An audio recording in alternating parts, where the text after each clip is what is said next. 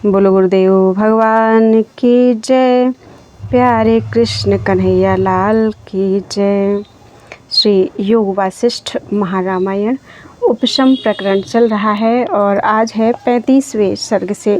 प्रहलाद जी बोले कि जिनका नाम ओम है वह विकार से रहित ब्रह्म मैं हूँ।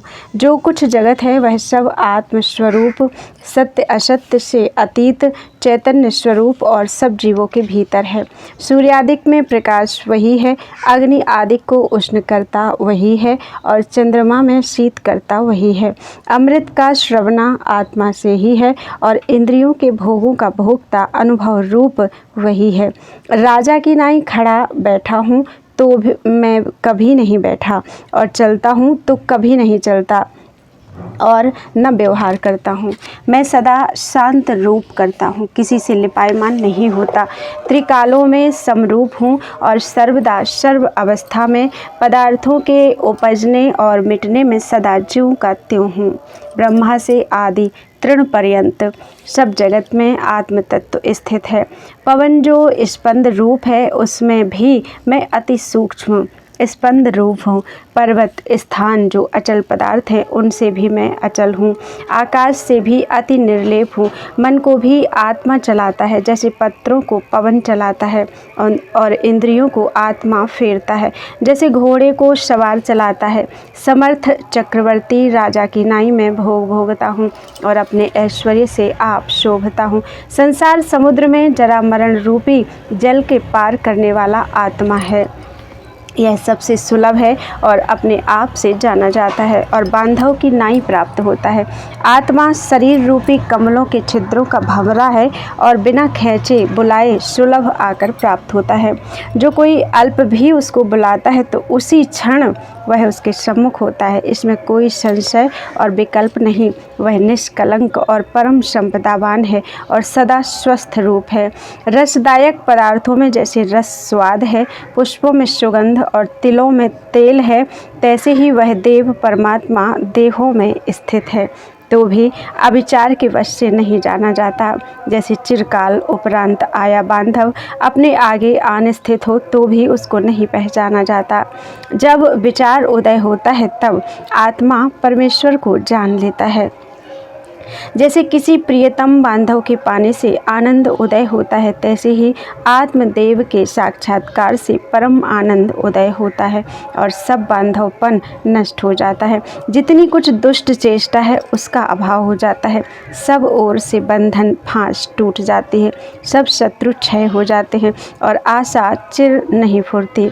जैसे पर्वत को चूहा तोड़ नहीं सकता, ऐसे देव के देखे से सब कुछ देखना होता है और सुने से सब कुछ सुनना होता है।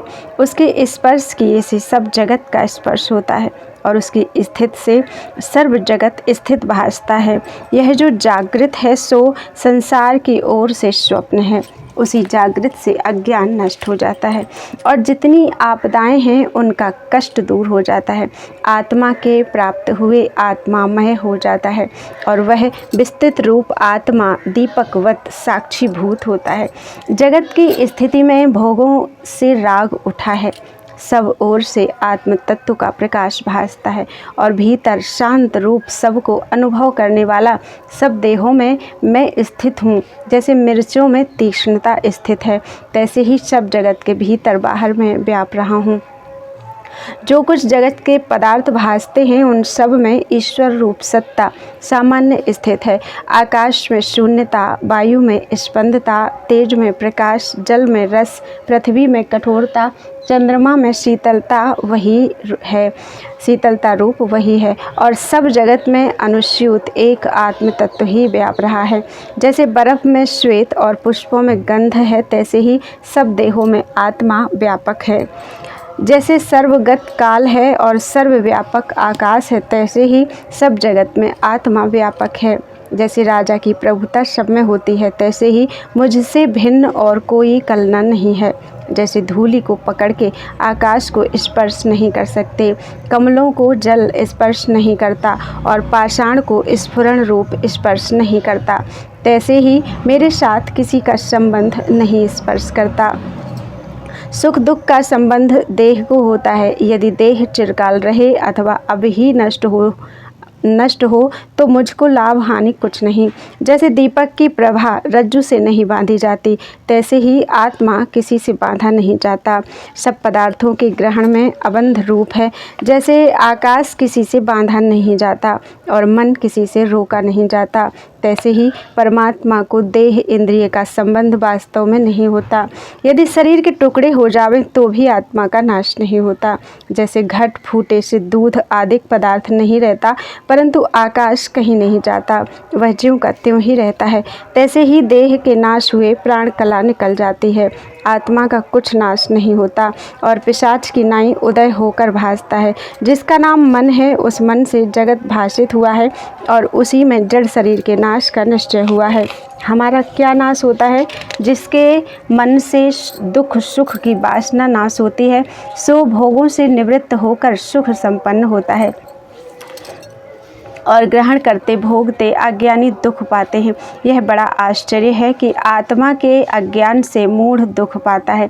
अब मैंने आत्म तत्व देखा है, उससे मेरा भ्रम शांत हो गया है और कुछ भी किसी से मुझको क्षोभ नहीं। अब मुझे न कुछ भोगों के ग्रहण करने की इच्छा है और न त्याग की वांछा है। जो जावे सो जावे और जो प्राप्त हो सो हो। न मुझको देहादि के सुख की अपेक्षा है, न दुख के निवृत्ति की अपेक्षा है। सुख दुख आवे और जावे, मैं एक रस चिदानंद स्वरूप हूँ। जिस देह में वासना करने से नाना प्रकार की वासना उपजती है, वह देह भ्रम मेरा नष्ट हो गया है, वह वासना नहीं फुटती। इतने काल पर्यंत मुझको अज्ञान रूपी शत्रु ने नाश किया था। अब मैंने आपको जाना है और अब इसको मैं चूर्ण करता हूँ। इस शरीर रूपी वृक्ष में अहंकार रूपी पिशाच था, सो मैंने परम बोध रूपी मंत्र से दूर किया है। इससे पवित्र हुआ हूँ और प्रफुल्लित वृक्षवत शोभता हूँ। मोह रूपी दृष्टि मेरी शांत हुई है, दुख सब नष्ट हुए हैं और विवेक रूपी धन मुझको प्राप्त हुआ है। अब मैं परम ईश्वर रूप होकर स्थित हुआ हूँ। जो कुछ जानने योग्य था सो मैंने जाना है और जो कुछ देखने योग्य था वह देखा है। अब मैं उस पद को प्राप्त हुआ हूँ जिसके पाने से कुछ पाने योग्य नहीं रहता। अब मैंने आत्म तत्व को देखा है।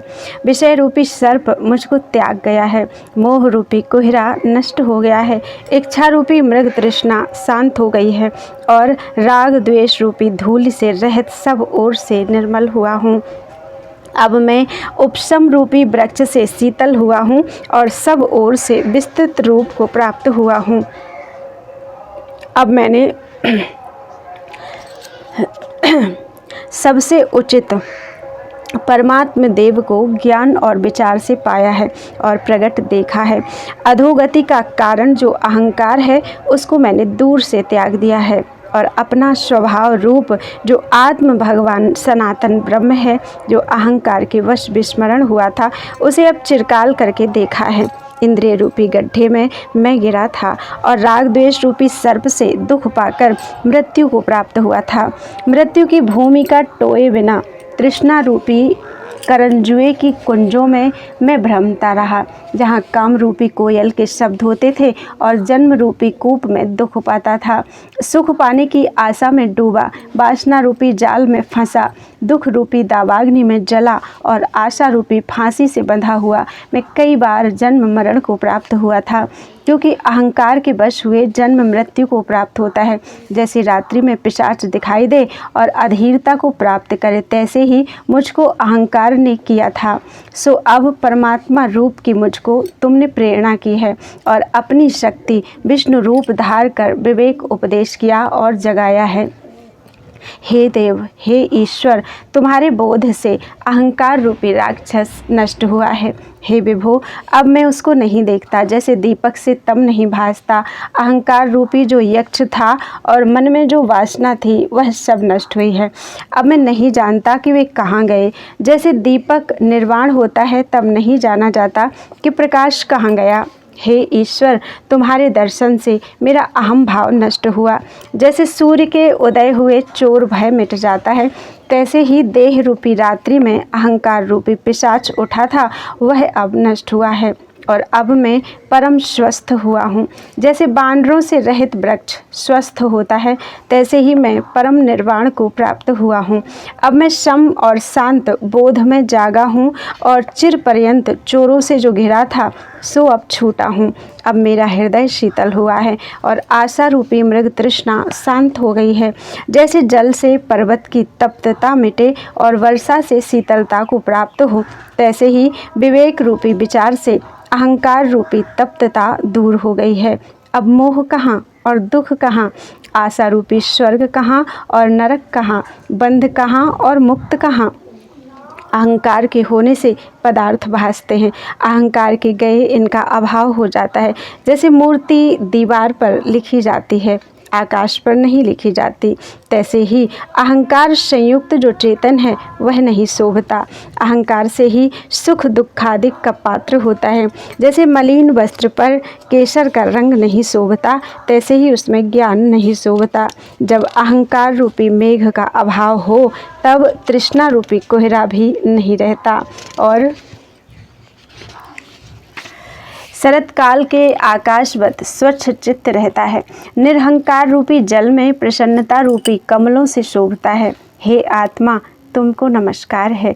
इंद्रियां रूपी तेंदुए और चित्त रूपी बड़वाग्नि दोनों जिससे नष्ट भये हैं, ऐसे आत्मा रूपी समुद्र आत्मा को नमस्कार है।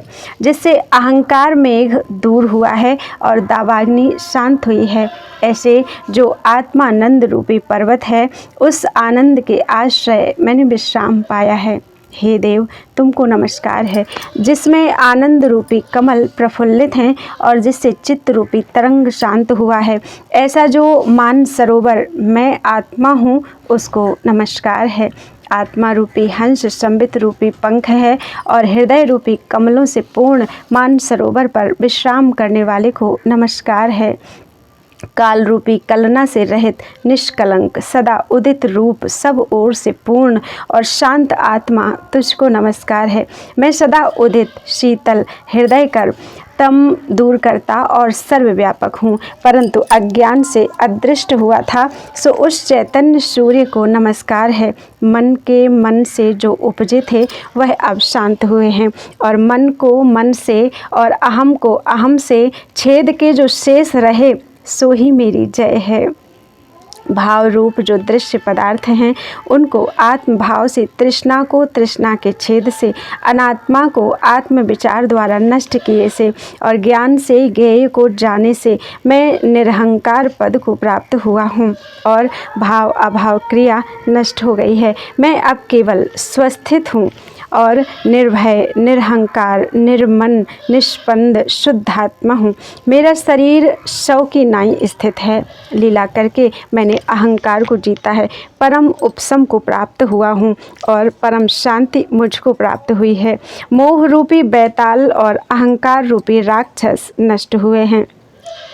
वासना रूपी कुत्सित भूमिका से मुक्त और विगत ज्वर हुआ हूँ और तृष्णा रूपी रस्सी से जो बंधा हुआ देह पिंजर था और उसमें अहंकार रूपी पक्षी फंसा था, सो तृष्णा रूपी रस्सी विवेक रूपी कर्तनी से काटी है। अब जाना नहीं जाता कि शरीर रूपी पिंजरे से अहंकार रूपी पक्षी कहाँ निकल गया। अज्ञान रूपी वृक्ष में अहंकार रूपी पक्षी रहता था। आत्मा के जानने से जाना नहीं जाता कि कहाँ गया। दुराशा रूपी दुर्मति ने धूसर किया था, भोग रूपी भस्म ने शुद्ध दृष्टि दूर की थी और वासना से हम मृतक हो गए थे। इतने काल से मैं चित्त की भूमिका में मिथ्या अहंकार को प्राप्त हुआ था, अब मैं आनंदित हुआ हूँ। आज ही मेरी बड़ी शोभा बढ़ी है। अहंकार रूपी महामेघ नष्ट हुआ है और उसमें तृष्णा रूपी श्यामता थी, वह नष्ट हुई है। अब मैं निर्मल आकाशवत शोभता हूँ। अब मैंने आत्म भगवान देखा है और अपने स्वरूप को प्राप्त हुआ हूँ और अनुभव रूप सदा प्राप्त है। प्रभुता के समूह के आगे अज्ञान अल्प रूप है। इति श्री योग वासिष्ठे उपसम प्रकरणे आत्मलाभ चिंतन नाम पंचत्रिंशत्तमः सर्गः। बोलो वृंदावन बिहारी लाल की जय। प्रहलाद जी बोले, हे महात्मा पुरुष, तुझको नमस्कार है। तू सर्व पद से अतीत आत्मा, चिरकाल में मुझको स्मरण आया है और तेरे मिलने से मेरा कल्याण हुआ है। हे भगवान, तुमको देखकर सब ओर से नमस्कार करता हूँ और हृदय से तुमको आलिंगन करूँगा। त्रिलोकी में तुझसे अन्य बांधव कोई नहीं। तू सबसे सुखदायक है और सबका तू ही संहार करता और रक्षा करता है, और देने और लेने वाला भी तू ही है। अब तू क्या करेगा और कहाँ जावेगा? तूने अपनी सत्ता से विश्व को पूर्ण किया है और विश्व रूप भी तू ही है। अब सब ओर से मैं तुझको देखता हूँ और तू ही नित्य रूप सर्वत्र है। तेरे और मेरे से अनेक जन्म का अंतर पड़ा था, पर अब कल्याण हुआ जो तुझको देखा। तू अत्यंत निकट है और परम बांधव रूप है। तुझको नमस्कार है। तू सबका कृत्य स्वरूप, करता हरता और संसार तेरा नृत्य है। हे नित्य निर्मल स्वरूप, तुझको नमस्कार है। शंख चक्र गदा और पद्म के धारने वाले विष्णु और अर्ध चंद्रमा के धारने वाले सदाशिव रूप, तुझको नमस्कार है। हे सहस्त्र नेत्र इंद्र, तुझको नमस्कार है। पद्मज ब्रह्मा, सब देव विद्या का संबंध तू ही है। तेरे में कुछ भेद नहीं, तो तुम्हारे हमारे में भेद कैसे हो? जैसे समुद्र और तरंगों का संयोग अभेद है, तैसे ही तेरा और मेरा संयोग अभेद है। तू ही अनंत और विचित्र रूप है और भाव अभाव रूप जगत के धरने वाली नीति है, जो जगत की मर्यादा करती है। हे दृष्टा रूप, तुझको नमस्कार है। हे सर्वज्ञ, सर्व स्वभाव रूप आत्मदेव, जन्म प्रति जन्म में मैं बहुत दुख मार्ग में विचरा हूँ और तेरी माया से चिरकाल दग्ध हुआ हूँ। हे देवेश, देशलोक मैंने अनंत देखे हैं और दृश्य दृष्टा भी अनेक देखे हैं, परंतु किसी से तृप्त न हुआ। जगत को जिस ओर देखूं उसी ओर से काष्ठ, पाषाण, जल, मृत्तिका, आकाश दृष्ट आता था। अब तुझ बिना कुछ और दृष्ट नहीं आता। सब वांछा किसकी करूं जब तुझको देखा है और उपलब्ध स्वरूप प्राप्त हुआ हूँ। तुझको नमस्कार है। नेत्रों की श्यामता में जो पुतली रूप स्थित है और रूप को देखता है, वह साक्षी भूत भीतर कैसे नहीं देखता? जो त्वचा में स्पर्श करता है और शीत उष्णादिक को जानता है, ऐसा सर्व अंगों में व्यापक अनुभव करता, जैसे तिलों में तेल व्यापक होता है, उसको अनुभव कोई नहीं करता। जो शब्द को श्रवण इंद्रिय के भीतर ग्रहण करता है, उस शब्द शक्ति को जो जानने वाली सत्ता है और जिसमें शब्द शक्ति का विचार होता है, इससे रोम खड़े हो जाते हैं। सो सत्ता दूर कैसे हो? जो जिह्वा के अग्रभाग में रस स्वाद को ग्रहण करता है, उस रस के अनुभव करने वाली सत्ता दूर कैसे हो? नासा में जो ग्रहण शक्ति है, उसको गंध आती है, उसको अनुभव करने वाली अलप सत्ता है, सो सम्मुख कैसे न हो? वेद वेदांत सप्त सिद्धांत पुराण और गीता से जो जानने योग्य आत्मा है, उसको जब जाना तब विश्राम कैसे न हो? वह तो परावर परमात्मा पुरुष हैं। जिन भोगों की मैं तृष्णा करता था, वह भोग विद्यमान रमणीय है, तो भी तेरे दर्शन से रस नहीं देते। हे स्वच्छ रूप निर्मल प्रकाश, तू सूर्य भाव होकर प्रकट हुआ है और तेरी सत्ता से चंद्रमा शीतल हुआ है। तेरी सत्ता से पृथ्वी स्थित है। तेरी सत्ता से देवता आकाश मार्ग में विचरते हैं और तेरी सत्ता से आकाश में आकाश भाव है। मेरी अहंता तेरे में तत्व को प्राप्त हुई है। तेरे और मेरे में भेद कुछ नहीं। तुझे और मुझे नमस्कार है। मैं सम, स्वच्छ, साक्षी रूप, निर्विकार और देश काल पदार्थ के परिच्छेद से रहित हूँ। मन जब क्षोभ को प्राप्त होता है, तब इंद्रियों की वृत्ति स्फुरण रूप होती है और प्राण अपान शक्ति जब उल्लास को प्राप्त होती है, तब देह रूपी यंत्र बहता है। उस यंत्र में चर्म, अस्थि आदि लकड़ियाँ और रस्सी हैं। इंद्रिय रूपी घोड़े हैं और मन रूपी सारथी चलाने वाला है। उस देह रूपी रथ में मैं चेतन रूप स्थित हूँ, परंतु मैं किसी में आस्था नहीं करता। देह रहे अथवा गिरे, मुझको कुछ इच्छा नहीं। मैं अब आत्मलाभ को प्राप्त हुआ हूँ और चिरकाल से पीछे उपशम को प्राप्त हुआ हूँ। जैसे कल्प के अंत में जगत शांति को प्राप्त होता है, तैसे ही दीर्घ संसार मार्ग में चिरकाल तक भ्रमता भ्रमता अब विश्राम को प्राप्त हुआ है। जैसे कल्प के अंत में वायु चलता चलता रह जाता है, हे सर्वरूपात्मा तुझको नमस्कार है, जो तुझको और मुझको इस प्रकार जानते हैं। हे देव, संपूर्ण जगत जाल जो विस्तृत रूप है, उसका तुमने कदाचित स्पर्श नहीं किया। तुम्हारी जय है।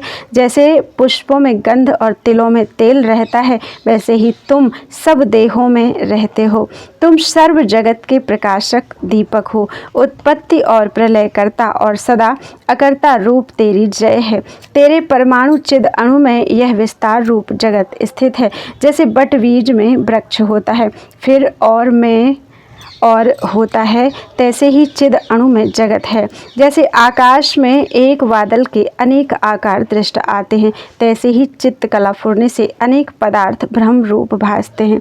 इस संसार के जो क्षणभंगुर रूप पदार्थ हैं, इनकी अभावना किए से अब अभाव से रहित भाव को देखता हूँ।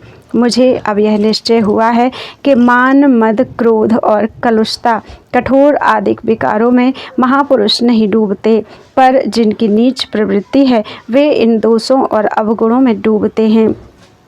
पूर्व जो मेरी महादुरात्मा नीच अवस्था थी, उसको स्मरण करके अब मैं हंसता हूँ कि कौन था और क्या जानता था। हे मेरे आत्मा, मैं उस पद को प्राप्त हुआ था जहाँ चिंता रूपी अग्नि की ज्वाला थी और दग्ध हुए जीर्ण संसार के आरंभ थे, पर अब देह रूपी नगर में स्फार रूपी परमार्थ की जय है और अब दुख ग्रहण नहीं कर सकते। जहाँ दुष्ट इंद्रिया रूपी घोड़े और मन रूपी हाथी जाता था, उस भोग रूपी शत्रु को अब चारों ओर से भक्षण किया है और निष्कंटक राजा चक्रवर्ती हुआ हूँ।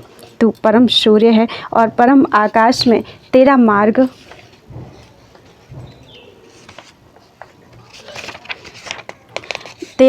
है। उदय अस्त से रहित तू नित्य प्रकाश रूप है और सबके भीतर बाहर प्रकाशता है। अब मैं भोगों को लीला रूप देखता हूँ। जैसे कामी कामिनी को देखे परंतु इच्छा से रहित हो, तैसे ही तू ग्रहण करता है। नेत्र रूपी झरोखे में बैठकर तू रूप विषय को ग्रहण करता है और अपनी शक्ति से इसी प्रकार सब इंद्रियों में वही रूप धार कर शब्द, स्पर्श, रूप, रस, गंध विषयों को ग्रहण करता है। ब्रह्म कोटर में जो देश है, उनमें प्राण अपान शक्ति से तू ही विचरता है। ब्रह्मपुरी में जाता है और क्षण में फिर आता है और सब देहों में तू ही विचरता है। देह रूपी पुष्पों में तू सुगंध है, देह रूपी चंद्रमा में तू अमृत है, देह रूपी वृक्ष में तू रस है और देह रूपी बर्फ में तू शीतलता है। दूध में घृत, काष्ठ में अग्नि, उत्तम स्वादों में स्वाद, तेज में प्रकाश और सर्व असर्व की सिद्ध कला पूर्ण तू ही है और सर्व जगत का प्रकाश भी तू ही है। वायु में स्पंद, मन में मुदिता और अग्नि में तेज तुझी से सिद्ध है। प्रकाश में प्रकाश तू है और सब पदार्थों को सिद्ध करता दीपक तू है, पर लीन हुए से जाना नहीं जाता कि कहाँ गया। संसार में जितने पदार्थ और अहम त्वम आदि शब्द हैं, वे ऐसे हैं जैसे सुवर्ण में भूषण होते हैं। सो तूने अपनी लीला के निमित्त किए हैं और आप ही प्रसन्न होता है। जैसे मंद वायु से खंड खंड हुए बादल के हाथी आदि आकार होकर भासते हैं, तैसे ही तू भौतिक दृष्टि से भिन्न भिन्न रूप भासता है। हे देव, ब्रह्मांड रूपी मोती में तू निरीक्षित व्यापक है। भूतों रूपी जो अन्न का तू खेत है और चेतन रूपी रस से बढ़ने वाला है, तू अस्त की नाई स्थित है, अर्थात इंद्रियों के विषयों से रहित अव्यक्त रूप है और सब पदार्थों का प्रकाशक है। जो पदार्थ शोभा संयुक्त विद्यमान होता है, पर यदि तेरी सत्ता उसमें नहीं होती तो वह अस्त होता है। जैसे सुंदर स्त्री भूषणों सहित अंधे के आगे स्थित हो तो वह अस्त रूपी होता है, तैसे ही विद्यमान पदार्थ हो और तू ना कल्पे तो अस्त हो जाता है। जैसे दर्पण में मुख का प्रतिबिंब होता है, उसको देखकर अपनी सुंदरता बिना कोई प्रसन्न नहीं होता। हे आत्मा, तेरे संकल्प बिना देह काष्ठ लोष्ठवत होती है। जब पुर्यष्टक शरीर से अदृष्ट होती है तब सुख दुख आदि क्रम नष्ट हो जाता है और किसी का ज्ञान नहीं होता। जैसे तब में कोई पदार्थ दृष्टि नहीं आता, तेरे देखने से सुख दुख आदि स्थित होते हैं। जैसे सूर्य की दृष्टि से प्रातःकाल शुक्ल वर्ण से प्रकाश आता है, जब अपने स्वरूप को प्राप्त होता है तब अज्ञान रूप सर्व विकार नष्ट हो जाते हैं। जैसे प्रकाश से अंधकार नष्ट होता है तो पदार्थ ज्यों का त्यों भासता है, तैसे ही अज्ञान के नष्ट हुए से आत्मा ज्यों का त्यों भासता है। यह जो मन रूप तू है, तेरे उपजने से सुख दुख की लक्ष्मी उपज आती है और तेरे अभाव हुए से सब नष्ट हो जाते हैं। स्वरूप से तू अनामय रूप है और क्षणभंगुर देह में जो मन ने आस्था की है सो महासूक्ष्म अणु निमेष के लक्ष्य भाग ऐसा सूक्ष्म है। सुख दुखादिक की भावना करके अनीश्वरता को प्राप्त हुआ है। तेरे प्रमाद से फुरन रूप होता है और तेरे देखने से सर्वलीन हो जाते हैं। यह जो पुर्यष्टक तेरा रूप है, उसके देखने से क्षीण पदार्थ जाति भासी आते हैं। जैसे नेत्रों के खोलने से रूप भासता है और मन के अंतर्धान होने से सर्व नष्ट हो जाता है और फिर किसी से ग्रहण नहीं होता। जो वस्तु क्षणभंगुर है उससे कुछ कार्य सिद्ध नहीं होता। जैसे बिजली के चमकने से कोई कार्य सिद्ध नहीं होता, तैसे ही अंतर्धान होने से देह से कुछ अर्थ सिद्ध नहीं होता। जो उपज कर तत्काल नष्ट हो जाता है उससे क्या कार्य सिद्ध हो। देहाधिक जड़ और नाशवंत है और सबको प्रकाशता है। वह सदा निर्विकार सच्चिदानंद रूप है। सुख दुख आदि अज्ञानी के चित्त को स्पर्श करते हैं और जिसका सम चित्त है उसको स्पर्श नहीं करते। हे देव, ये जो सुख दुख आदि अविवेक के आश्रय हैं सो अविवेक नष्ट हो गया। तू निरीह निरंश निराकार है और सत्य असत्य से परे भैरव रूप परमात्मा तेरी सदा जय है। तू सर्व शास्त्रों का अशीपद है, जात अजात रूप सदा तेरी जय है। तेरे नाश और अविनाश रूप की जय है और तेरे भाव और अभाव रूप की जय है और जीतने और ना जीतने योग्य तेरी जय है। माया हुलास और उपशांति को प्राप्त हुआ है, तुझको नमस्कार है। हे निर्दोष, तेरे में स्थित होने से मेरे राग द्वेष मिट गए हैं। अब बंध कहाँ और मोक्ष कहाँ और आपदा संपदा भाव अभाव कहाँ। अब मेरे सर्व विकार शांत हुए हैं।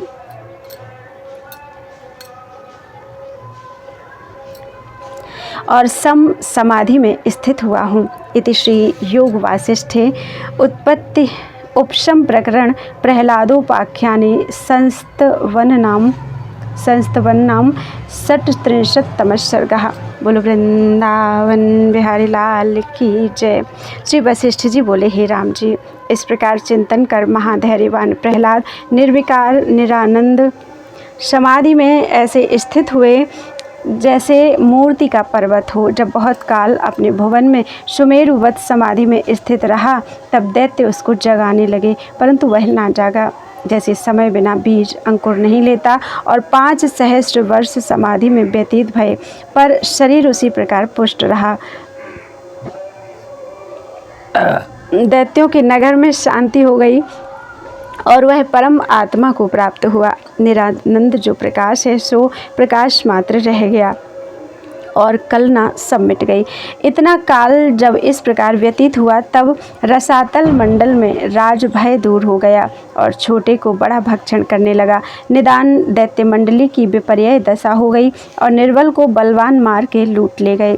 तब अनेक मल्ल मिलकर प्रहलाद को जगाने लगे पर तो भी वह ना जागा। जैसे सूर्यमुखी कमल को रात्रि में भंवरे गुंजार करें और तो भी वह प्रफुल्लित नहीं होता, मुंदा ही रहता है। संबित कला जो चित्त धातु है सो उसकी भीतर फुर्ती न भासती थी। जैसे मूर्ति का लीला सूर्य प्रकाश से रहित होता है, तैसे ही उसे देखकर दैत्य उद्वेगवान हुए और जहाँ किसी को सुखदायक देश स्थान मिला वहाँ जा रहे। मर्यादा सब दूर हो गई, मत्सर होने लगा और पुरुष स्त्रियाँ रुदन करने और शोकवान होने लगे।